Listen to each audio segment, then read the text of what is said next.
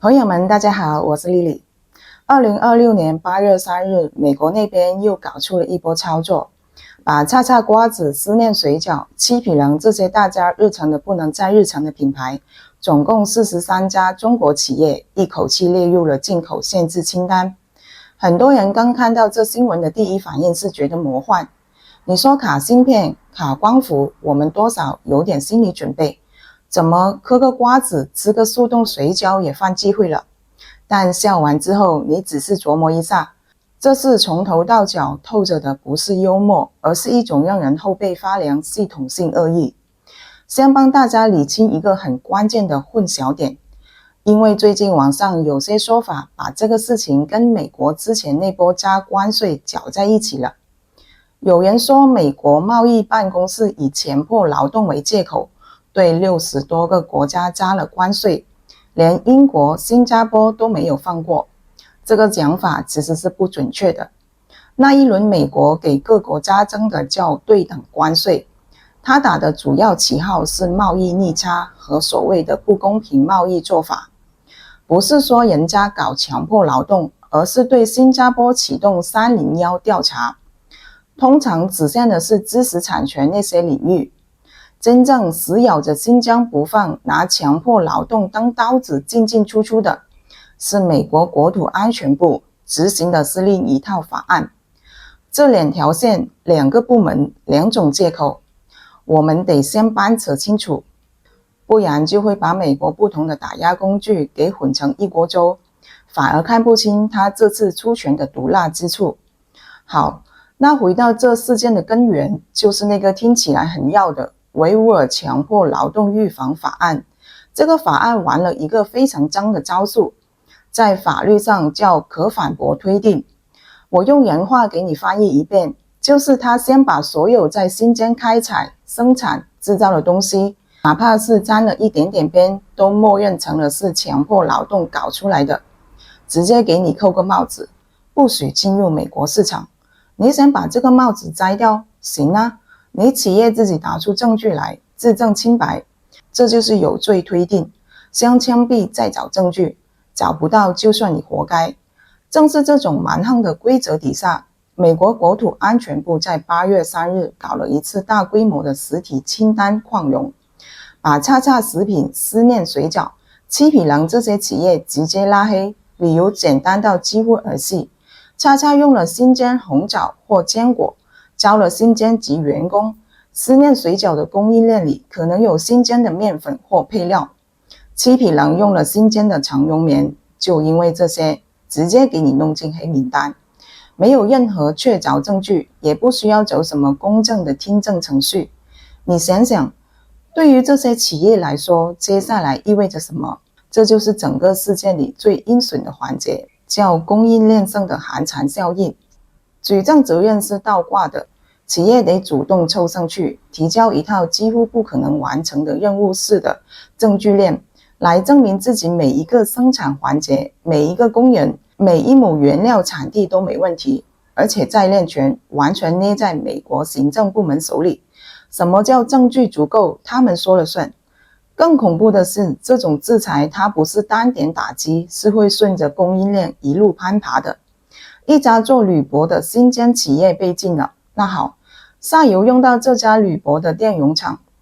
電容器再供給的汽車廠，甚至第三國拿這些零件加工再出口的成品，都可能被海關卡住盤問。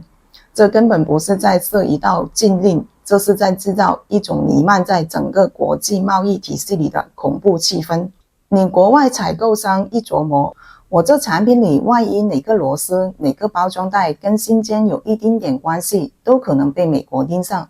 那我乾脆一刀切，只要跟中國新疆沾邊的，我全都不要了。你看，美國人想達到的效果就是這個，不用我親自脫鈎，我逼着全球的商人都因為恐懼而主動跟你劃清界限。這背後到底是什麼邏輯呢？如果你真以為美國是出於對人權的關心，那只能說太天真了。它的真實算盤裡是一場以人權為偽裝的地緣經濟戰，目的就是要扼殺新疆的民生、新疆的棉花、番茄、堅果，甚至現在連水餃這樣的深加工食品都被盯上了。直接打擊就是當地支柱產業和老百姓的飯碗。一旦這些產業垮了，大量工人失業，農民的產品爛在地裡，新疆就會陷入貧困。等到經濟出問題了，社會就容易滋生不滿。這時候他們再通過輿論煽動，扶持一些勢力去制造動亂。這套腳本在我們敘利亞，在委內瑞拉已經看過太多遍了，就是先搞垮你的經濟，再顛覆你的政權，最終服務於遏制中國的整體戰略。而這次用43家中國企業當樣板，還有一個殺雞儆猴的用意，警告全世界，你們看，跟中國做生意，隨時可能被我的長臂管轄抽到，自己掂掂着辦。那你可能會問，用這麼荒唐的有罪推定去執法，它的法理依據站得住腳嗎？其實美國自己都知道站不住腳，但他看準了在國際經貿裡誰拳頭大誰說了算。所謂可反駁推定，完全顛覆了現代法律誰主張誰舉證的基本原則，把行政權凌駕在一切之上，從根本上踐踏了法治精神。更可笑的是，他們拿出來那些所謂證據，你要是真去新疆走走，或者哪怕只是看看衛星圖片，棉田、番茄採收早就高度機械化了，哪裡來的什麼強迫勞動？你總不能說一台採棉機是被人用鞭子抽着幹的吧？還有那些缓江省份免費給牧民蓋的安置房，生活條件說實話比美國不少偏遠州的土著保留地強多了，結果被描繪成什麼集中營。這些材料哪裡來的？幾乎全靠一些拿錢辦事的反華 NGO 的報告，加上幾段剪輯拼湊的虛假證詞。這種操作的可怕之處還在於，它的範圍是無限泛化的。一開始說砍棉花、光伏，後來拓展到汽車零件，現在直接打到了瓜子、水餃。邊界是隨時在移動的，只要美國哪天看哪個行業不順眼，他就可以找個由頭說你跟新疆有關聯，然後把你拖進黑名單，實質就是推動全球供應鏈跟中國強行脫鈎。對內，美國政客炮製這一整套新疆敘事，有很現實的選舉算盤。2026年是中期選舉年，拿着這套虛頭巴腦的故事去迎合 MAGA 的基本盤，煽動民粹，騙選票，成本值低。在美國那種高度標籤化的輿論環境下，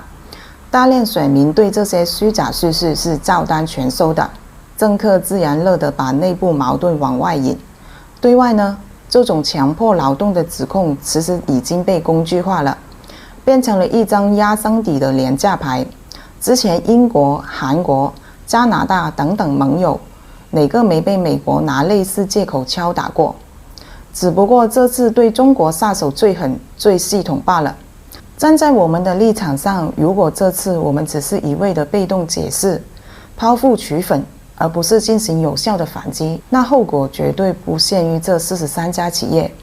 一旦美國這種殺雞儆猴的套路得逞了，先例一開，後面各國企業都會把中國視為商業雷區，怕哪天就被長臂管轄掃到，那我們整個對外經貿體系就會遭到系統性的割裂。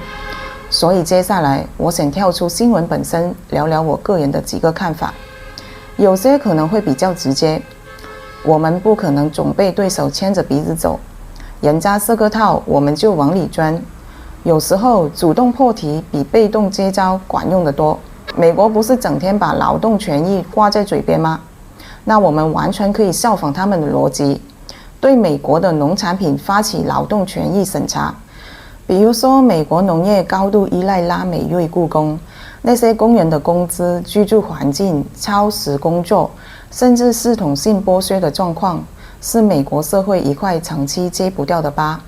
我們是不是也可以要求相關美國企業在進入中國市場時，拿出顯示證據，自證清白，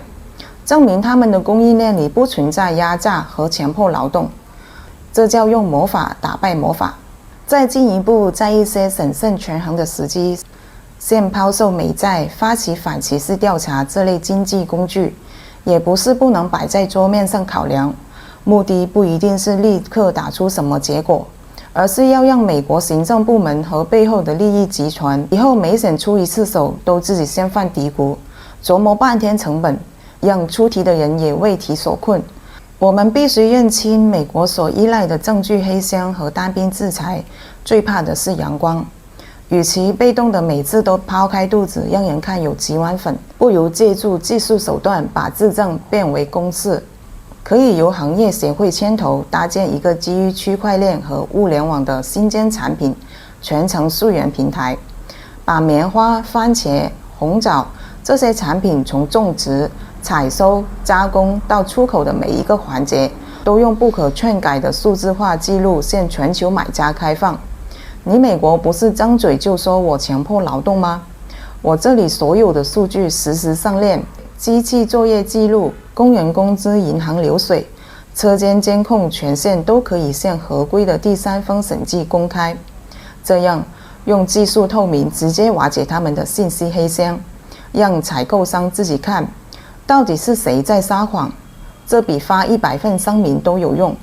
同時也要學會打通對方的出招體系。很多虛假報告是從一些特定的反華智庫和 NGO 手裡炮製出來的，他們在中國可能還有資產，負責人時不時想來華活動。我們可以完全用好反外國制裁法，凍結這些參與編造謊言的機構和個人在華資產，限制他們入境，阻斷那條證據的生產線。你不能光讓槍口對着我們，得讓造謠的人也感到肉疼。他們下次再編故事才會手抖，這樣一來就能從源頭上削弱法案所依賴的敘述基礎。這波衝擊的現實影響很快就會傳導到我們普通人的感知裡。不光是新疆當地棉農、食品廠工人可能會面臨減產和收入下降，沿海做外貿的中小企業主可能突然就因為一個模棱兩可的涉疆官僚丟了整筆訂單，最後不得不裁員調整產線。美國那邊自己也逃不掉反噬，他們國內的太陽能安裝商、新能源企業已經吵翻天了，因為限制新疆光伏組件和儲能源電池，成本飆升，供應嚴重短缺。拜登政府當初畫的新能源轉型大餅，很大一部分要爛在鍋裡。老百姓看電費漲價，清潔能源買不起，最後政客又得想辦法偷偷開豁免通道。這種撕裂對於我們也是傷害，對於他們也同樣是內耗。往以後看，眼前這43家企業絕對不是終點。美歐在這塊的立法合圍已經非常明顯了。歐盟那套禁止強迫勞動產品條例也生效了。現在跨大西洋基本上形成了一條完整的打壓鏈。新疆產品面對的不是單一的美國市場的問題，而是整個西方體系構築的一堵規則高牆。未來這種強迫勞動牌還會被他們反覆抄來抄去，用在稀土，用在生物醫藥，用在任何中國可能佔據優勢的產業上。但同時壓迫之下往往也是倒逼破局的契機。中國如果能聯合全球南方國家，一邊在 WTO 提出訴訟，一邊推動一套更公平的勞動標準互認新框架，用多邊規則對沖單邊凌霸，是有可能撕開口子的。技術溯源如果真能大面積推廣，那很多原本受制於政治壓力的外國客商手裡等於有了對抗其國內民粹壓力的實際憑據，生意還得做。說到底，美國把瓜子水餃列入黑名單這件事，表面看是一場鬧劇，但鬧劇底下包裹着的是那種企圖通過經濟絞殺讓一個地區返貧，進而制造混亂、遏制對手發展的禍心。這不是什麼正常的貿易摩擦，這是一種以人權為幌子的經濟恐怖主義。而我們應對這場拉鋸戰，光靠情緒上的憤怒遠遠不夠，得靠規則反制去正面硬剛，靠技術賦能去捅破謊言，靠源頭打擊去砍斷黑手。只有把這套組合拳打出去，才能徹底挫敗這套連環計。每一個普通人的工作、飯碗和日常生活，其實已經跟這場遠方的博弈緊緊綁在一起了。看清這一點，或許就是我們認清這個時代真相的開始。